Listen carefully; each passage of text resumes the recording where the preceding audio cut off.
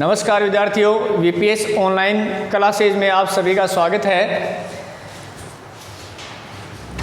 आज का अपना जो टॉपिक है वो है समास। समास के बारे में मैं आपको बता देता हूँ कि ये टॉपिक सभी क्लासों के लिए अनिवार्य है, लेकिन कक्षा 10 के विद्यार्थियों के लिए ये विशेष है, क्योंकि उसके सिलेबस के अनुसार समास का टॉपिक उसके सिलेबस में है। तो आज हम समास की बात करेंगे। सबसे पहले देखिए कि समास जो शब्द है, ये शब्द सम धन आस के योग से बना है। सम का अर्थ होता है समीप, आस का अर्थ होता है बैठना, अर्थात जब दो या दो से अधिक शब्द पास पास आकर के बैठ जाते हैं तो वो समास के नाम से जाना जाता है। समास शब्द का शाब्दिक अर्थ है, समास शब्द का शाब्दिक अर्थ है, शाब्दिक अर्थ है संक्षिप्त या छोटा। समास शब्द का शाब्दिक अर्थ है संक्षिप्त या छोटा। जैसे शब्द है माता और पिता। आप देख रहे हैं इस शब्द में, इस पद में 3 शब्द हैं, माता और पिता। जैसे ही इसमें समास का प्रयोग करेंगे तो ये शब्द माता पिता योजक चिन्ह से जुड़ करके केवल मात्र 2 शब्दों में सिमट जाएगा। अर्थात समास का शाब्दिक अर्थ संक्षिप्त या छोटा करना, इस उदाहरण से आप समझ गए होंगे। अब देखिए कि समास जो है इसकी परिभाषा आपने भी देखा कि एक समास जो होता है इसमें 2 या 2 से अधिक शब्दों का मेल या उसका संयोग होता है।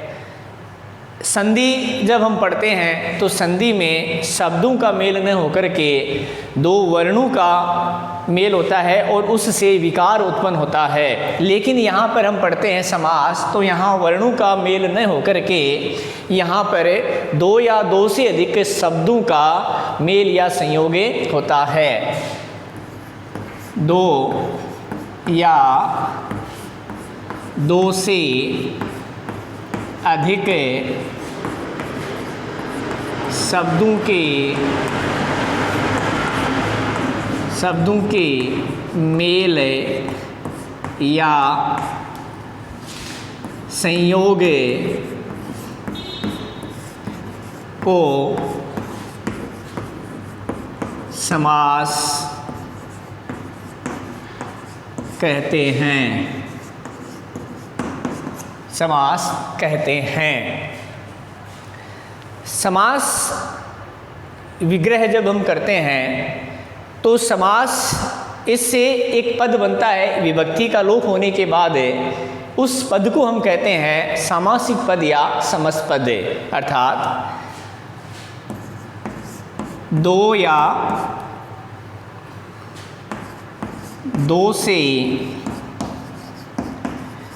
अधिक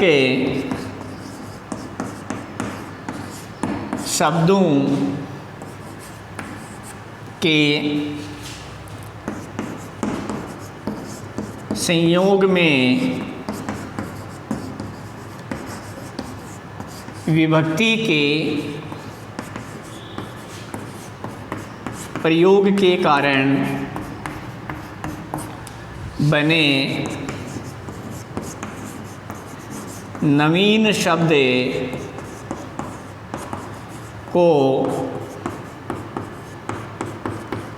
सामासिक पद या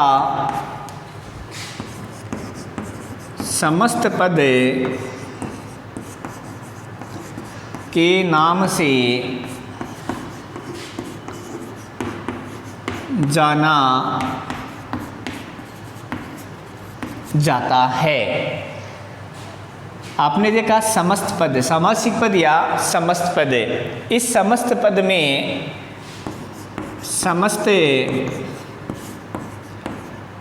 पद में दो पद होते हैं। समस्त पद में दो पद होते हैं। पहला जो होता है उसे हम कहते हैं पूर्व पद, अर्थात जो प्रथम पद है उसको कहेंगे। दूसरे पद को हम कहेंगे उत्तर पद, जो अपना द्वितीय पद है। उदाहरण के लिए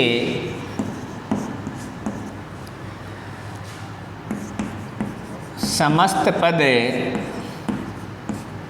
है जैसे पूजा घर। पूर्व पद, पूर्व पद आपने देखा कि इसमें क्या है, पूजा। दूसरा पद आपने देखा उत्तर पद। उत्तर पद है इसमें घर।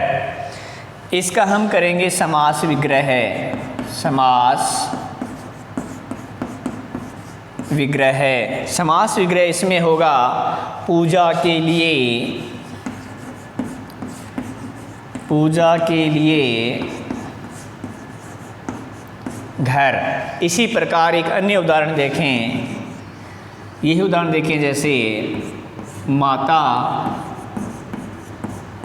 पिता।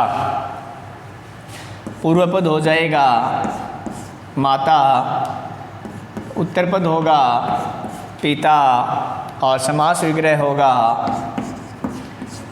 माता और पिता।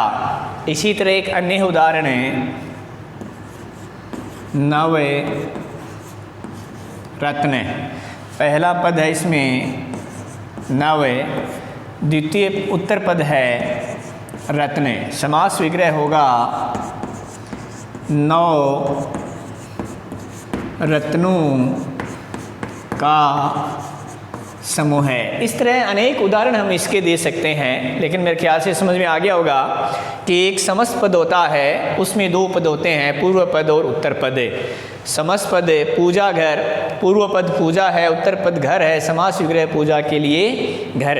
इस प्रकार हम एक जो समस्त पद है उसके पदों का विभाजन कर सकते हैं।